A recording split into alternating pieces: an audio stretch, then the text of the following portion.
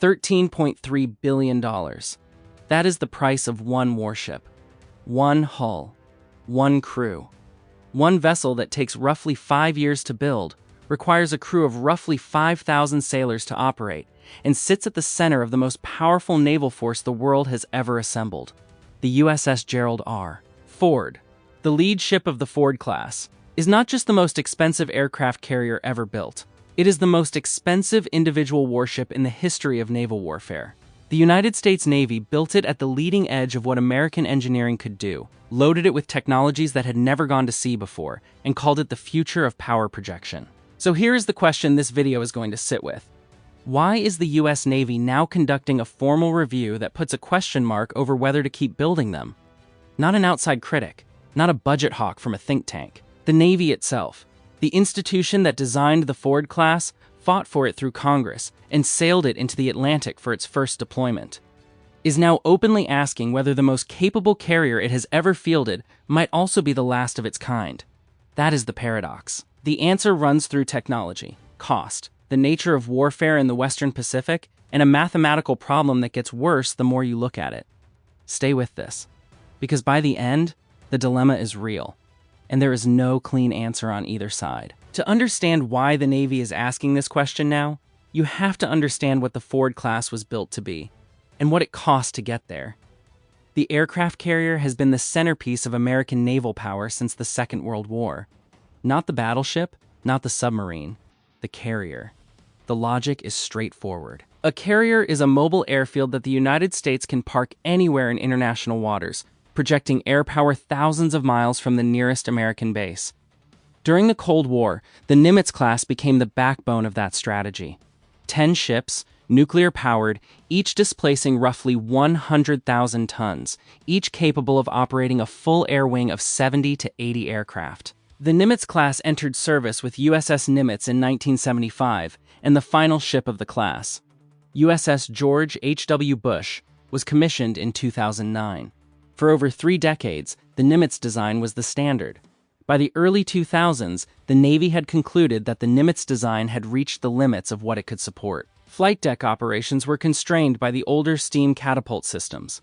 The C-13 steam catapults that had launched aircraft for decades were effective but mechanically complex, maintenance-intensive, and limited in how precisely they could calibrate the energy delivered to each aircraft. As the air wing evolved, heavier strike aircraft, lighter unmanned platforms potentially coming into service, the Navy wanted a system that could tune the launch energy precisely for each individual aircraft. It also wanted to reduce the crew required to operate the ship, cutting the personnel costs that accumulate over a 50-year service life. And it wanted more electrical power generated aboard to support advanced sensors, directed energy systems potentially arriving later in the ship's life, and the full suite of modern combat systems.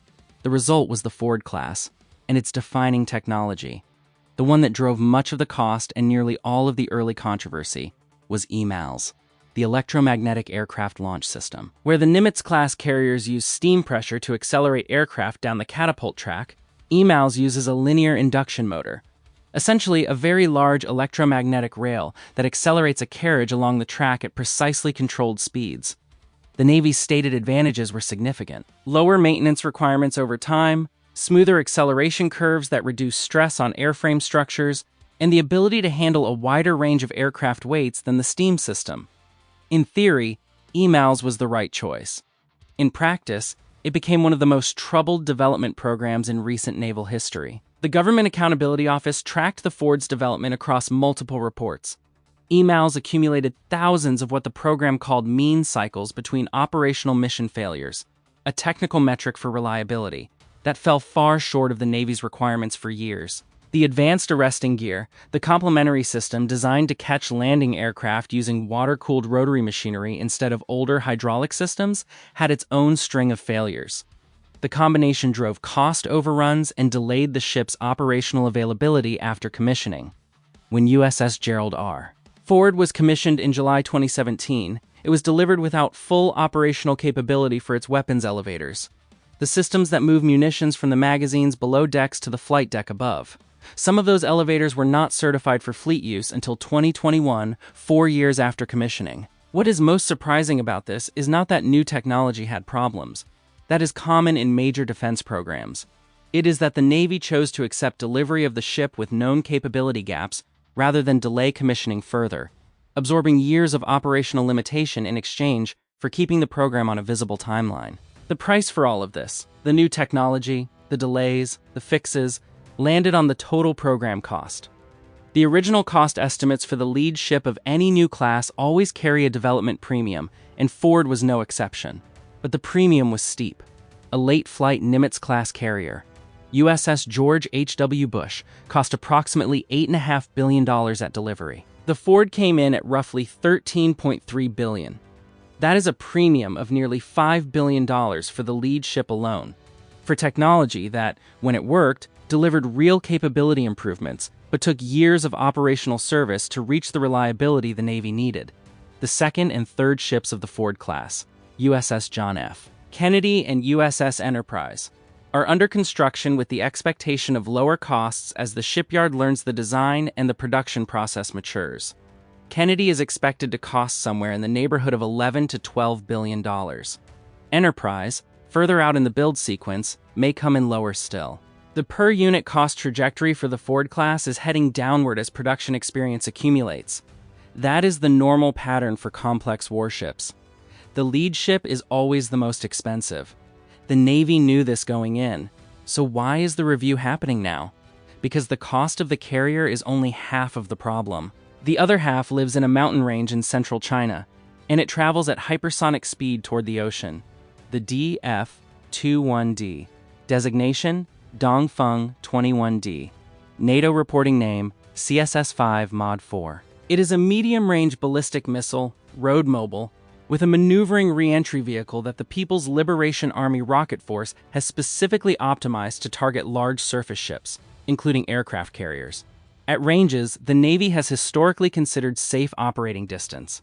The People's Liberation Army began publicizing the DF-21D's anti-ship role around 2010. The stated range figures vary in open sources, but estimates generally cluster around 1,500 kilometers. That number matters because a carrier strike group historically operated from distances that kept it beyond the range of land-based aircraft and most sea-launched weapons. At 1,500 kilometers, the DF-21D reaches into what had been the carrier's sanctuary. Then came the DF-26. Longer range. Estimates ranging toward 4,000 kilometers. With the same anti-ship maneuvering warhead concept scaled up. The DF-26 is sometimes called the carrier killer in open-source military analysis, though the label simplifies what is a genuine and complex targeting challenge. Hitting a moving ship with a ballistic missile requires not just the missile, but a full kill chain. Persistent surveillance to locate the carrier, a data link to pass targeting data to the weapon in flight, and a seeker on the re-entry vehicle capable of discriminating the target from decoys and electronic countermeasures. That kill chain is hard to build and hard to sustain under combat conditions. Put yourself in the position of a fleet planner for a moment. You do not need to know whether the DF-21D or DF-26 can actually sink a Ford-class carrier under combat conditions. You need to know whether they can force the carrier to operate at greater range, to push the strike group back to distances that reduce the effective combat radius of the F/A-18 Super Hornets and F-35C Lightning Ts that make up the air wing. Because if the carrier cannot safely approach within the operating radius of its aircraft, the carrier's ability to project power into a contested zone is degraded, regardless of whether a single missile hits. That strategic pressure, the threat radius rather than the kill probability, is what drives the review. Here is the part that does not add up on the surface. The United States has spent over a century building the carrier as the supreme instrument of naval power projection. The Ford class is the absolute pinnacle of that investment. And yet the threat environment in the Western Pacific has evolved in a direction that specifically targets the carrier's core operating concept, not necessarily by sinking one, but by complicating the conditions under which one can operate effectively. The cost asymmetry makes this worse. A DF-21D costs somewhere in the range of $5 to $10 million per missile, depending on which open-source estimate you credit. A DF-26 costs more. Estimates vary, but the order of magnitude is tens of millions at the high end. Now set those numbers against $13 billion for the carrier they are designed to threaten. That ratio, millions aimed at billions. is the core of what defense economists call cost exchange. The attacker can field dozens, potentially hundreds, of missiles for what the defender pays for a single hull, even if the Navy's layered defenses. SM-6 interceptors fired from Arleigh-Burke-class destroyers in the strike group, electronic warfare, decoys, defeat 90% of an incoming salvo. The arithmetic of attrition favors the side paying millions per shot over the side paying billions per target. This is the second problem buried inside the first. The Navy is not just reviewing the Ford class because it is expensive. It is reviewing it because the threat has evolved faster than the platform's cost trajectory has come down. And the gap between what a carrier costs and what it costs to threaten one has become a strategic variable in its own right.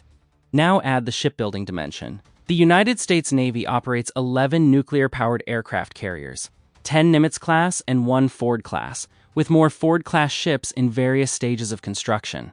That 11-carrier fleet is written into law.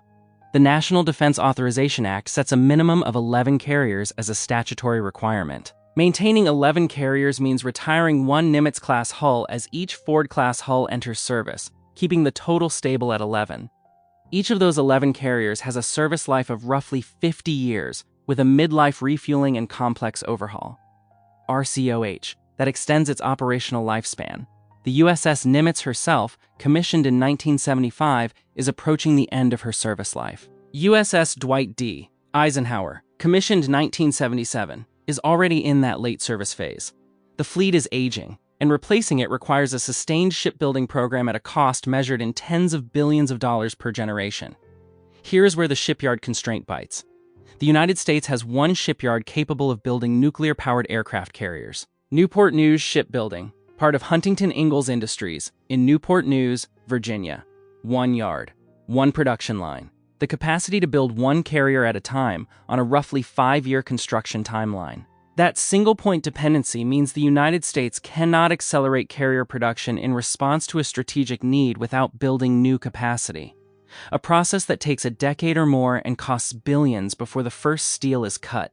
China, by contrast, has been on a shipbuilding expansion that is almost without parallel in modern naval history. Chinese shipyards now account for the largest share of commercial shipbuilding tonnage globally.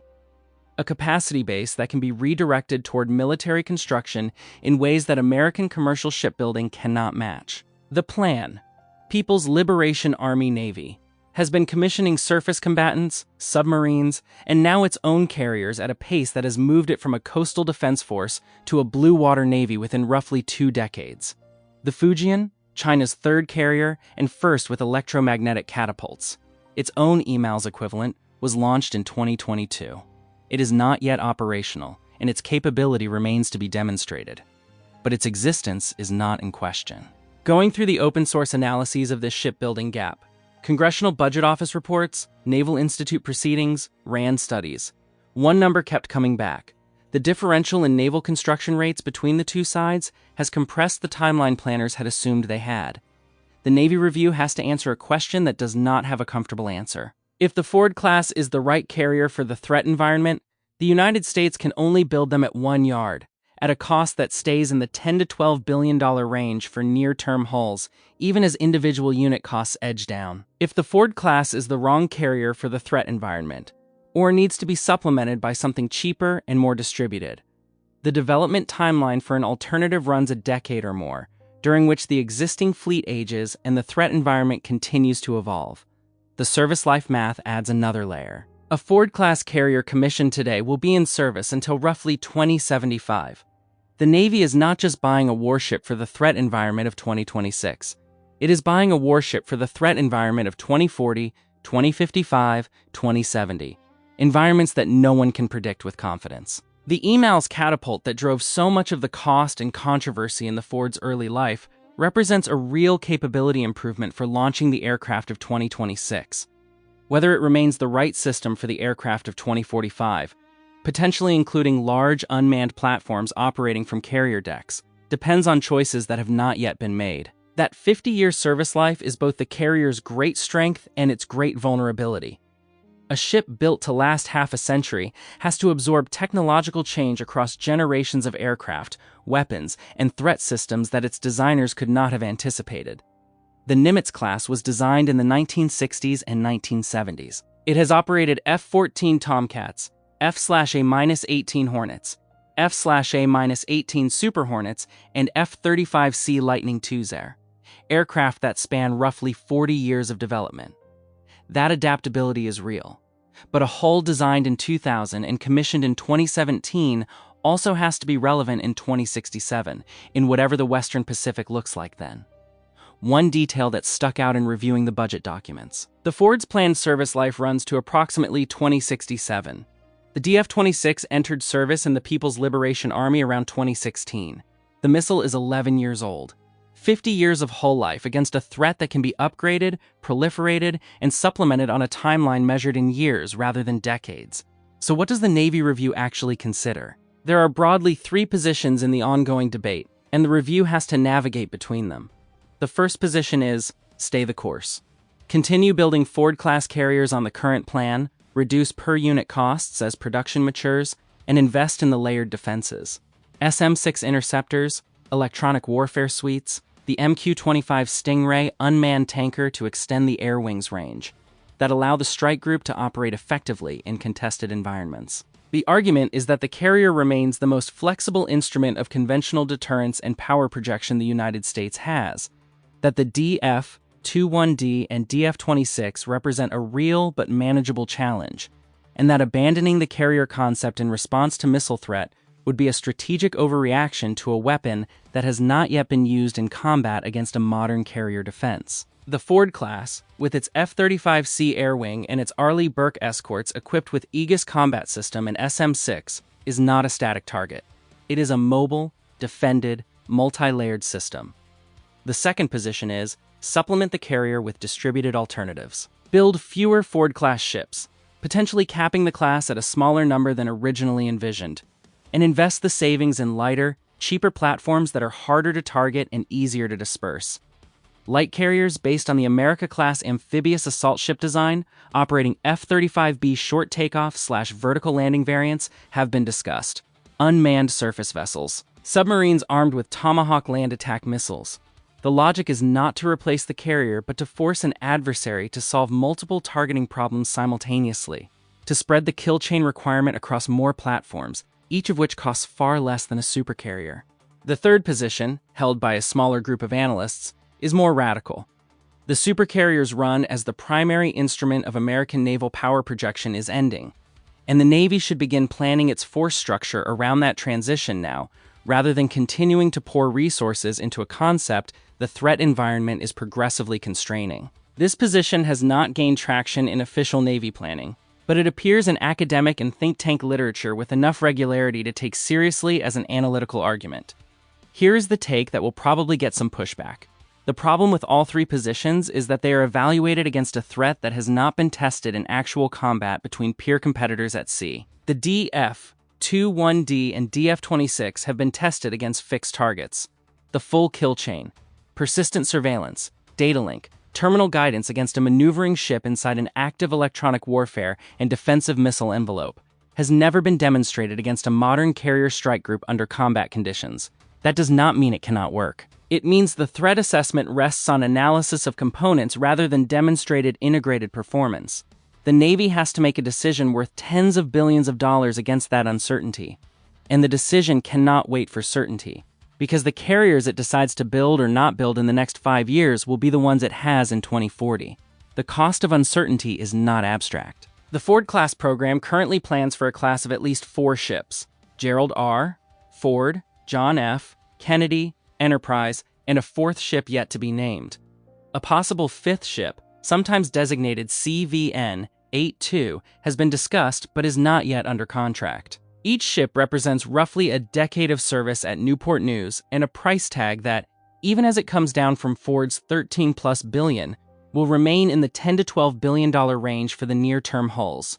Pete Hegseth, serving as Secretary of Defense, has been overseeing a broader defense review that touches every major acquisition program, including the carrier program. The review covers the full spectrum of naval and joint force structure, but the carrier question is among the highest stakes items on the table because the decisions made in the next 2 to 3 years will shape the fleet for the next 50. The budget mathematics compound the difficulty. The Navy's shipbuilding account is not unlimited. Every dollar committed to a Ford-class hull is a dollar not available for Virginia-class attack submarines, for Arleigh-Burke destroyers, for the next generation of surface combatants under the DDG-X program, for unmanned systems, for the munitions, SM-6, Standard Missile-3, Tomahawk, that fill the magazines of the ships already in service. The carrier program does not compete with the rest of the fleet in isolation. It competes for the same shipbuilding dollars, the same Newport News workforce, the same congressional attention. A naval strike group centered on a Ford-class carrier, with its Arleigh-Burke escorts, its air wing of F/A-18 Super Hornets and F-35C Lightning IIs, its MQ-25 Stingray tankers, its submarine screen. That group represents somewhere between $20 and $25 billion of hardware operating together as a single tactical unit. No other Navy on Earth deploys anything equivalent. The question the review is really asking is not whether the carrier is powerful. It is whether the combination of cost, vulnerability to anti-ship ballistic missiles, and the constraints of single-yard production makes the current approach sustainable against a peer competitor over a 30-year competition. Here is what closes the loop on the paradox. The Navy questions its own supercarrier not because it is weak. It questions it because it is expensive in a specific way that the threat environment has learned to exploit. The DF-21D and DF-26 did not make the Ford class obsolete.